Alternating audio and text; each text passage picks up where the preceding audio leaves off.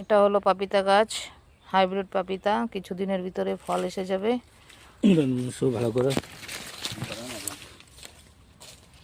যে চারা বানিয়ে তারপরে লাগানো হচ্ছে।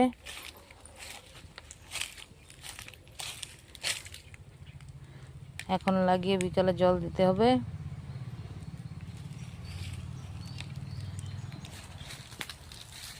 এটা হলো আম গাছ, মিষ্টি আম, তার জন্য ঘেরা দিয়ে রাখা হয়েছে। সব গাছই আছে। এটা হলো কামরাঙা গাছ, আমড়া গাছ, এটা পাশে কামরাঙা গাছ। আমড়া গাছ তো অনেক বড় হয়ে গেছে, অনেক ফলই আসে।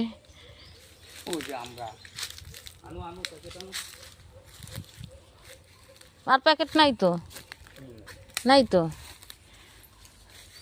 আমড়া গাছে আমড়া হয়েছে, নিচে নিচে ছোট ছোট আমড়া হয়।